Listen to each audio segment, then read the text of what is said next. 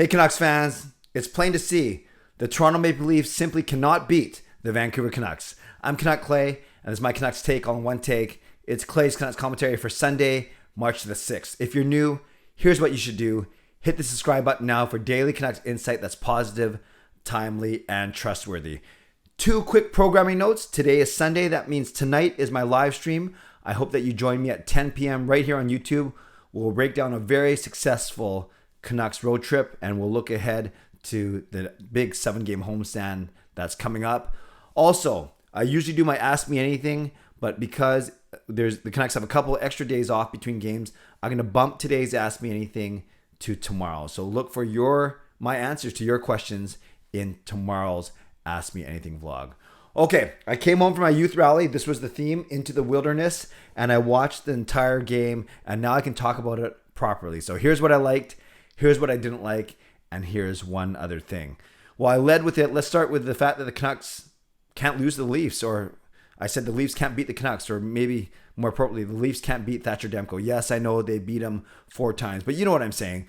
What I liked, Thatcher Demko. He faced 38 shots, made 34 saves. Yeah, a stat line, that's only an .895 save percentage, but who cares about the .895? Look at the quality of saves he made. 2 in the last 90 seconds, 1 on Marner, 1 on Matthews.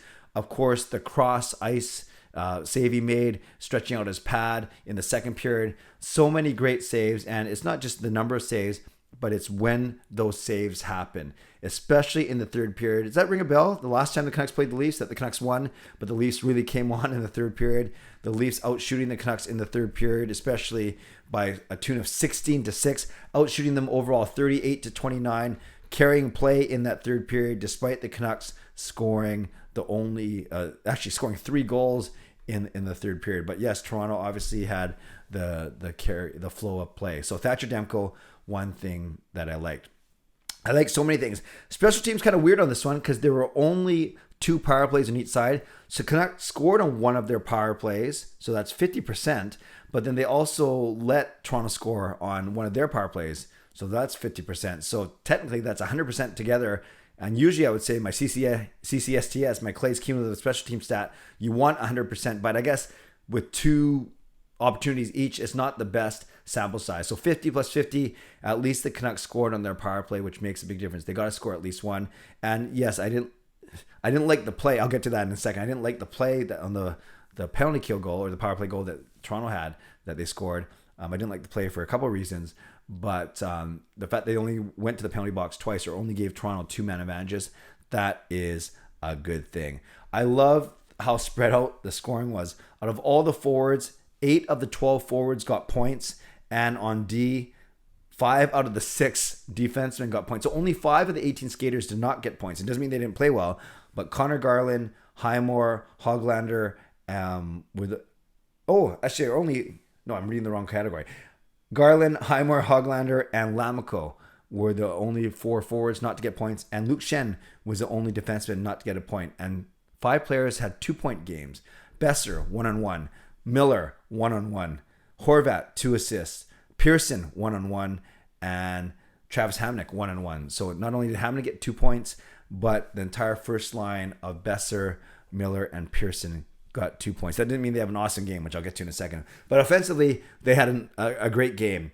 Whether it was causing turnovers behind the Maple Leafs net, they did that on a couple of the goals, especially the first one with Besser and Pearson, some really good work. Overall, that line is playing very well. Not only can they finish, obviously, they accounted for 3 of the 6 goals, but they can pass, they can muck around the net, they can forecheck, they can play good defense. Unfortunately, they give the puck away a little bit, which I'll talk about that in a second too. But overall, that first line has been really good and was the best line, at least offensively, of the 4 lines. The fourth line, a little bit quieter when you see Highmore and Lammikko, 2 of the 4 players not getting on the score sheet. But overall, it was a good performance. On D, obviously, you love Travis Hamonic getting 2 points, and you love the fact that all the D were stepping in and getting assists, getting points. And here's another thing that I like. I noticed that 3 of the 6 goals by the Canucks were generated by the right defenseman, the right shot. If you remember the first goal by JT Miller, it goes around the net and it basically gets back to Hamonic and Hamonic takes the shot. So they go all the way around. It goes from Hunt to Hamonic. Hamonic takes the shot, rebound Pearson to Miller in the net. The second goal by the Canucks was Travis Hamonic's goal. Again, it goes around, goes from Hunt to Hamonic, and then Hamonic shoots it and goes straight in through a maze. So that's 2 goals. And then the one that, there's one more. No, Besser's was the power play, so that wasn't that one. And it was the Pearson goal. A point shot from Myers from the right side.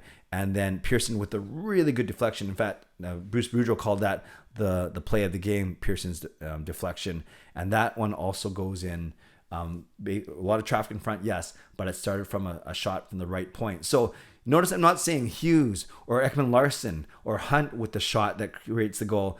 It was 2 Hamonic shots and 1 Myers shot. Not the toughest shots ever, but still relatively hard, accurate shots from the right side. So I noticed that the Canucks like to do that. They go around the net, they go up to the left point, get it across to the right point, and have the right defenseman shoot it, and the Canucks then try and form a couple layers in front of the opposing goalie. So I love the way that they are doing that with their offense, and 6 goals, you can't complain about that at all. So those are some of the things that I did like. Demko's play, special teams, balanced scoring, work of the first line, and the involvement of the defenseman. And what was an interesting game too is Toronto had a lot of reasons to celebrate if you didn't look at the final score. And if you heard that Austin Matthews scored 2 goals to take over the lead in the NHL in goal scoring, if you heard that Nicholas Robertson scored his first ever regular season goal, and if you heard that John Tavares broke a massively long goal scoring streak, you'd think the Toronto Maple Leafs had a good game, but they couldn't solve Thatcher Demko when they needed to. So those are a lot of things that I liked. What did I not like? Well, it's tough. Sometimes I come in here and when I look for things that I don't like, I talk about a lot of the Canucks goals against, obviously. And usually it comes down to a breakdown somewhere, a turnover, a giveaway, a bad pinch, whatever it is. And then I try not to be too harsh on the team because a lot of times when you're playing against a team like Toronto with such skilled forwards, especially in Matthews, Marner, Tavares, Nylander, Robertson, Bunting, the list goes on and on. It's one thing, you're not going to play a perfect game on defense. You never are, not just on defense, defensively. You're never not going to give the puck over. You're never not going to do a bad pinch. And it just really depends on the other team, how good they are. Do they capitalize? And of course, a lot relies on your goalie. So yes, when you look at all 4 Toronto goals, and I'm going to collectively talk about what I didn't like. When you look at the 4 Toronto goals, they were all due to breakdowns or miscues, and I think they were just exasperated because Toronto capitalized on them. For the first one, John Tavares, the power play goal, yeah, it's a power play goal, but it was a 3-on-1 on a power play because Miller and Mott, they didn't blow the zone, but they're in the neutral zone, and then Hamonic inexplicably tried to do a pinch or try to check a guy and stop the puck from going in his own line along the right boards, but it got past him, and it became a 3-on-1. Tavares scores, Demko has no chance. On the second goal, which was Robertson's goal, it was Miller trying to keep the puck in, and he couldn't. And then Hughes was caught flat-footed. So now that becomes a 2-on-1 because Hughes is left, is left standing still. So another giveaway leads to a Toronto goal. The third Austin Matthews one, we know that Brock Besser, horrible giveaway from his corner in front of his own net. Matthews, even on his offside, top shelf, over Demko's blocker. That's why he's the leading goal scorer in the league. So we don't have to harp too much on it, but it was a brutal turnover by Besser. By the way, one of the nice stories coming out of that was you see JT Miller. Besser was obviously very upset on the bench, hunched over, and Miller leaned over and probably swore a couple times at him, dropped a couple of F-bombs, but basically said, get your head out of your butt. Let's go. You're better than this. Let's go. We can still win this game. And because remember, that was the tying goal. So that was really nice to see, a good leadership from Miller. And then, of course, on Matthews' 4th goal, that one, I guess you can't really blame anyone. The Canucks were pinned in their own zone. Demko didn't have a stick again, but this time the shooter, i.e. Matthews, did not put it on Demko's glove side. Just if you saw that goal, you appreciate how good Matthews is. He starts in the zone, then he blows back all the way to the center line, then comes into the zone with a lot of momentum, and then unleashes a very hard slap shot. So I don't hate Matthews. I appreciate how good he is. So, but you can see where 3 of the 4 goals were due to Canucks defensive turnovers, giveaways, bad decisions, and that's often what happens. It's really up to the opposing team to see if they're good enough to capitalize, and you see that the Maple Leafs did very often. So that's overall, you can pin it on really Hamnick, Miller, and Besser as the three mistakes, but you're never going to have an error-free game. But obviously, those are three things that I didn't like, and they led to Toronto goals. One other thing. Okay, this one's interesting. The Canucks, after last night, they're now only 2 points out of a playoff spot.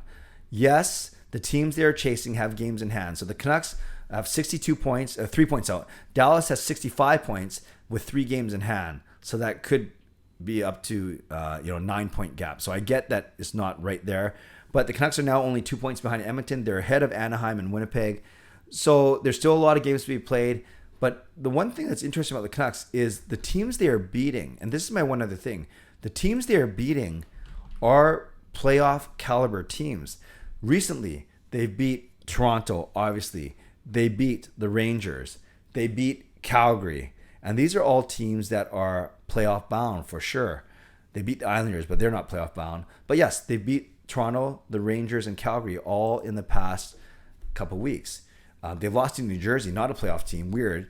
And they lost to Anaheim, not a playoff team. So they still could probably get with a bit more consistency, but overall they win 3 out of 4 on the road trip. So every time we talk about the playoffs, you guys know, I always say, my heart says yes, my head says no, but my heart is taking over my head when I see the Canucks beat the Maple Leafs and go 3 for 4 on this road trip. So part of me says, if they get in the playoffs, truly anything can happen. I'm not saying a miracle, but the Canucks play very well against tough teams. And looking at the rest of the season, their home games, they play even split of teams that are above 500, below 500. But then on the road, they play teams that are mostly above 500. And we saw that the Canucks beat the Rangers and Toronto, 2 playoff-bound teams on the road on this trip. So I'm not ruling anything out. This is an exciting time. I, of course, want to cheer for them to make the playoffs, but I'm not going to sit here and declare just because they went 3 out of 4 that they are going to make it. But it sure is a lot of fun watching them. All right, Canucks fans, tell me what you liked. Tell me what you didn't like. Tell me one other thing. Leave it in the comments below. Don't forget, live stream tonight at 10 p.m. I'll do my Ask Me Anything. Ask Me Anything tomorrow instead of today. Shout out to my sponsors, Perform and Transform, personal training and weight loss. Sign up now for a free 7-day trial. Use the link in my video descriptions.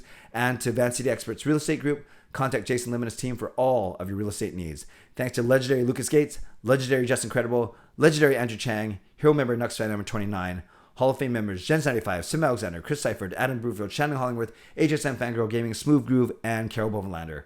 Thank you for your support as always, and thanks to the support of all members of all levels. You are listed in my video descriptions. If you want to become a member of the CCC Crew, press the join button underneath this or my videos or the memberships tab on my YouTube channel. Subscribe if you'd like to, like this video if you'd like to, become a member, upgrade if you'd like to, leave a comment down below if you'd like to. Tell me what you liked, tell me what you didn't like, and tell me one other thing. Stay safe, stay healthy, take care of yourselves, and take care of each other. Enjoy the beautiful day. God bless, and go Canucks go.